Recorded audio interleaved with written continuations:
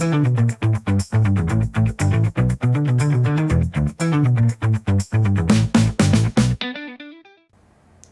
I was a Bay Street video, and no, unfortunately I don't have any footage of the inside because I'm a little bit too shy. Hey there, Alex here with a new video. It's been a minute since my last one, so I thought I was a little bit overdue. If you guys have been following the channel, you guys know that I'm on a buying freeze, so making new content for me is, not as easy as it used to be. I don't buy anything right now. I don't do any purge or replenishes and that kind of stuff. I'm just going through my backlog, and quite frankly, I've been enjoying it quite a bit. Anyhow, you might be wondering, what are you doing in a video store when you can't buy anything, right? And that's a good question, because I didn't go there to buy movies. I actually went there to rent movies.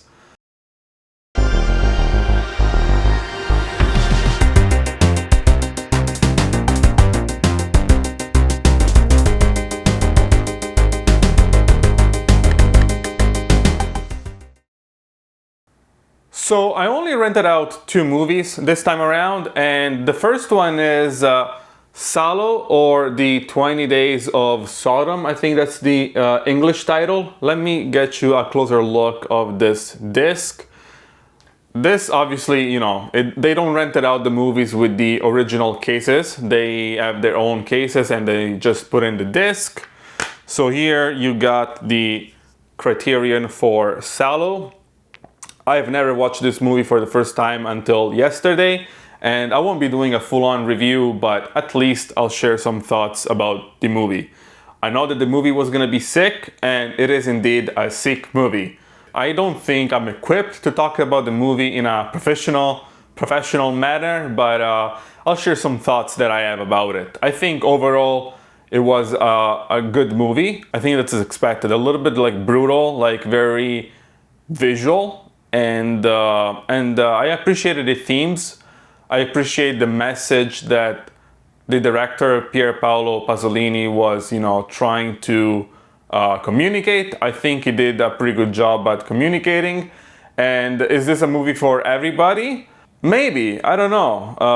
I remember going online and people were saying how it was, very brutal. And it is indeed brutal, but I guess I was expecting worse than that. So I was actually able to, go through the movie, go through the scenes, and yes, it wasn't necessarily the nicest thing to see, but I was able to get through it. But maybe for people that can't handle weird stuff, maybe this is not for you guys. But overall, I think it was a very well executed job. I also liked a lot the visuals of the movie, how the camera was distant from the subject sometimes, and how the movie was very symmetric and artistic. So Pier Paolo Pasolini definitely did a great job with, with the camera work and the themes and merging the two together. So I think after this movie came out in 76, 75, so I think after all these years, about 50 years, the movie still holds up great, and it's definitely worth it of a rewatch. Now, I am glad that I rented it out and I didn't buy it for many reasons. The number one reason is this is a standard Blu-ray, so I'm really hoping that one day the 4K comes out. Even if a 4K comes out, I don't know if there will be a great improvement over the regular Blu-ray.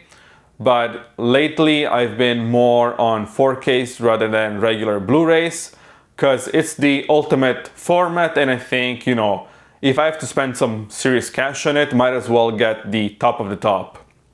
So I'm glad I didn't buy it.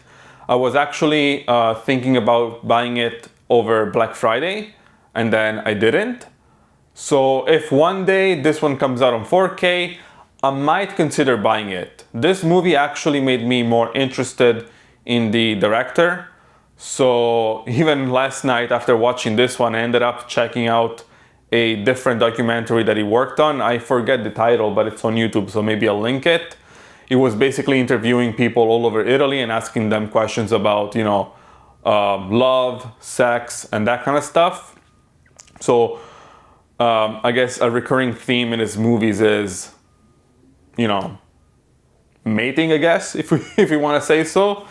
But yes, he has other movies, like he has a movie called The Decameron and Canterbury or something like that, and all of those are all on Criterion Blu-ray. So if Criterion decides to upgrade, I might consider dropping my money on it, but for now I think I'm good. I watched it once. I honestly thought that this would be a movie that I would never rewatch after watching it the first time, but maybe I'll change my mind, and yeah, I think I already changed my mind. I think I'll rewatch it again in the future.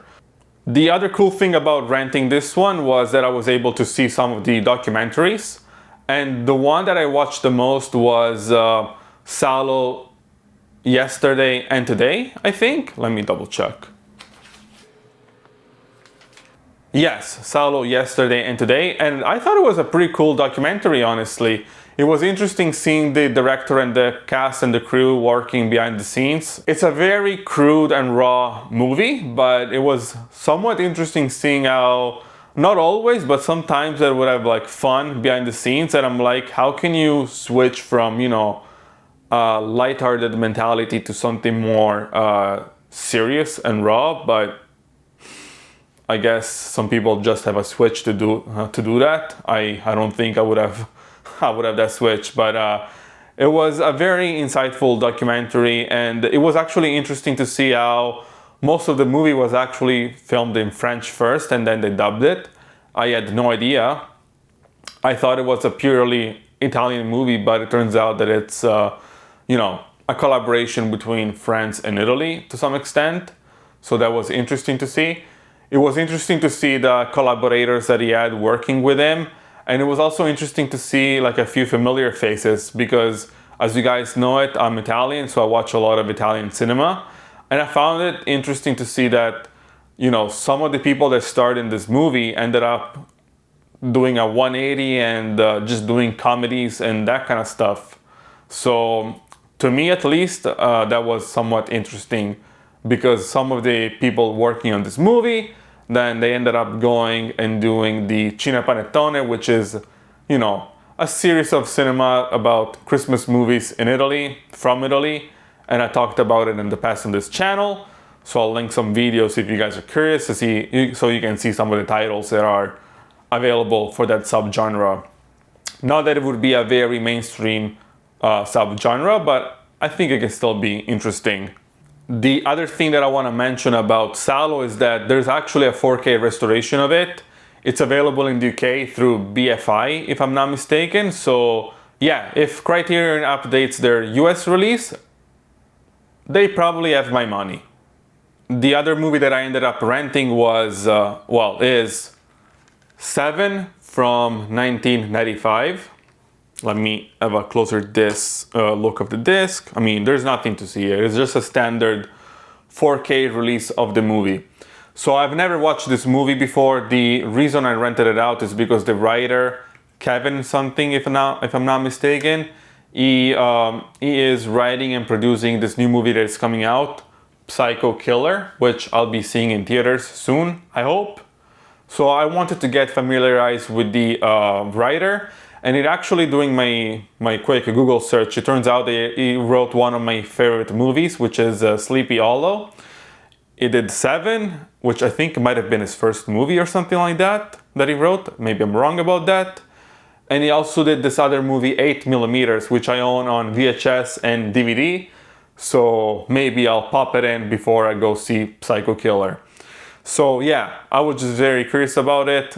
Somebody on Discord was mentioning it, and it just, you know, triggered the light bulb in me or something like that, and I picked it up. Now, this is a 4K release.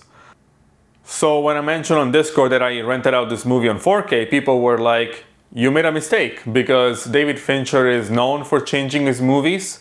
So I believe this 4K restoration changes the color grading of the movie, and also, if I'm not mistaken, it uses AI and CGI and that whatever buzzword we want to use to change some elements in the movie. I think one of the example that I saw was like a light bulb that was off now is on, or the other way around, but it doesn't really matter to me, I think. I don't know.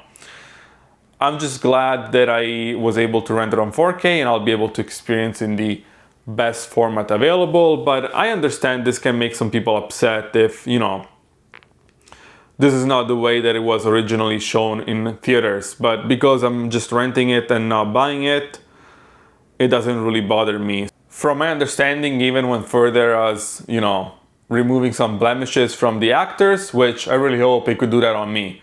So yes, I'll be watching it tonight and then I'll decide if I want to buy the movie on 4K or maybe if I want to buy it on DVD or Blu-ray. There's actually a good amount of people out there that are still buying DVDs, specifically like older DVDs, just because of reasons like this. They don't want directors to change the color grading or using AI or CGI, traditional CGI, to change some elements of the movie.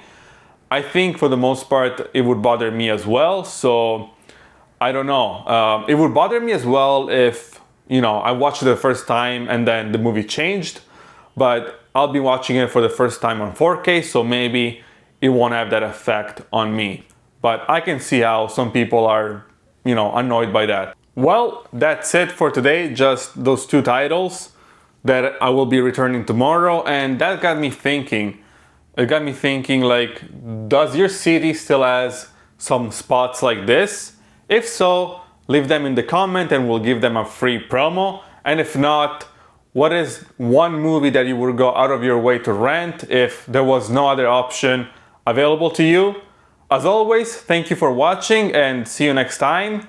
Please like, subscribe, and share with your friends. Have a good one. Bye bye.